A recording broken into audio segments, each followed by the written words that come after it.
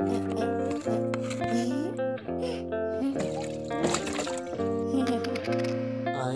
লাভ art. Hello friends, কি অবস্থা সবার? আশা করি সবাই ভালো আছো। আমি জানি তোমরা সবাই কম বেশ লাইফে অনেক বাস খেয়েছো। আই থিঙ্ক এটা কেমন বাস সেটা তোমরা বুঝতে পেরেছো। যাই হোক, আজকে আমি তোমাদের দুইটি বাস খাওয়ার গল্প শোনাবো, একটি আমার, একটি আরিয়ানের। আর তোমরা দেখে কমেন্টে বলবে কে বেশি কড়া বাস খেয়েছে। যাই হোক, প্রথমে আরিয়ানকে দিয়েই শুরু করি। আজকে জ্যাম নিয়েও কি স্কুলটা ফাঁকি দিতে হইব, কারণ আজকে তো অঙ্ক স্যারে পরীক্ষা লইব আর আমি তো ওই চ্যাপ্টারের কোনো অঙ্কই পারি না।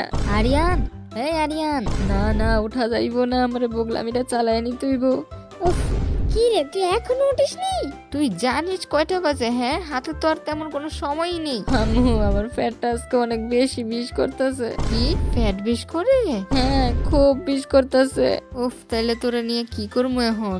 আমার এলে চিন্তা করতে হইব না, মানে আমি আজকের দিনটা একটু রেস্ট নেই, তাইলে ঠিক হয়ে যাবো গা। ও তাইলে আর কি করার। আচ্ছা, তাই তুই শুয়ে থাক, রেস্ট নে। আমি ভাবছিলাম আজকে তোরে লইয়া তোর নানির বাইর যাবো, আর এখন তুই তো পেট ব্যথার জন্য নড়াচড়া করতে পারবি না, তাইলে তুই বাসায় থাক, আমি একাই যাই। কি সত্যি তুমি নানির বাইর যাইবা? ও মাই গড। আচ্ছা, তুমি একলা যাবে, লেগে যা, আমিও রেডি। লও। মহা ওষুধ কাজে লেগে গেছে। খুব ভালো, খুব ভালো, রেডি হয়ে গেছো। যাও, আল্লাহ, স্কুলে যাও।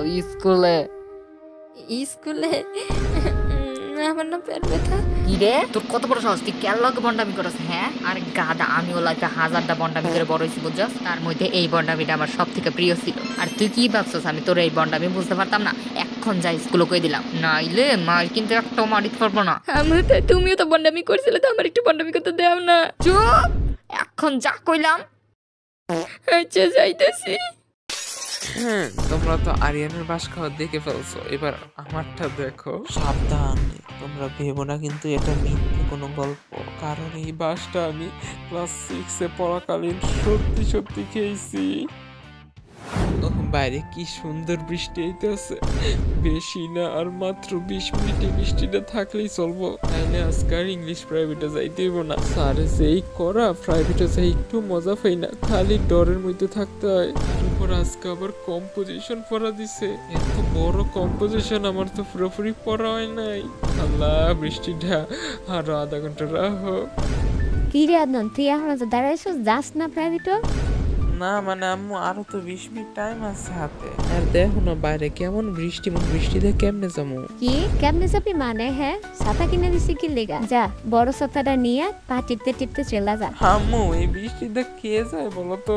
কে যায় মানে? হ্যাঁ, তুই জানিস ছোটবেলায় আমি এর থেকেও 1000 গুণ বেশি বৃষ্টি হইলো যাইতাম। অবশ্য আর কেউ যাইতো না, কিন্তু আমি ঠিকই যাইতাম বয়ে থাকতে, বুঝছস? একলা যাইতাম দেখে ফরন চাইতো না, শুধু তুই খালি স্যারেদের বাহবা পাইতাম। আর তুই আমার ফুলয়ে এই সাধারণ বৃষ্টিতেই যাবি না? আচ্ছা, যাইতেছি।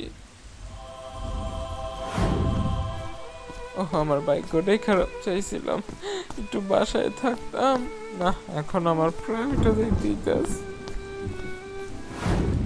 কি ব্যাপার, স্যারের এইখানে কোনো পোলাপাইন দেখতেছি না কেন?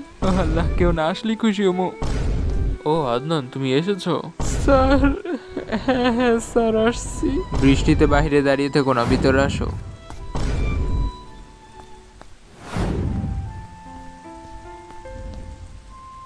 10-15 মিনিট ওভার হয়ে গেছে, এখনো কেউ আসে নাই। তাহলে আজকাল প্রাইভেট পড়তে হইতো না, আমি একলা দেখে স্যারে নিশ্চয়ই ছুটি দিয়ে দিব। ও আদনান, আজকে মনে হয় কেউ আসবে না। হ্যাঁ হ্যাঁ স্যার, সত্যি আজকে হয়তো কেউ আসবে না বৃষ্টির কারণে। আচ্ছা স্যার, তাহলে আমি যাই। কোথায় যাবে? হ্যাঁ, বাইরে তো বৃষ্টি আগের থেকেও বেশি জোরে নামছে, আর কেউ আসেনি তো কি হয়েছে? তুমি কষ্ট করে আসছো, এতে আমি অনেক খুশি হয়েছি। যতক্ষণ বৃষ্টি চলবে তোমাকে আমি পড়াতে থাকবো, সমস্যা নেই। এটা খুবই সহজ, মন দিয়ে শোনো। ওকে ব্রো, তোমরা আমারটাও দেখছো, আরিয়ানেরটাও দেখছো, এখন চুপচাপ কমেন্ট বক্সে যাও আর চুপচাপ লিখে ফেলো কে বেশি কড়াবাস খাইছে, নাকি আমাদের থেকেও কড়াবাস তুমি খেয়ে বসে রইছো।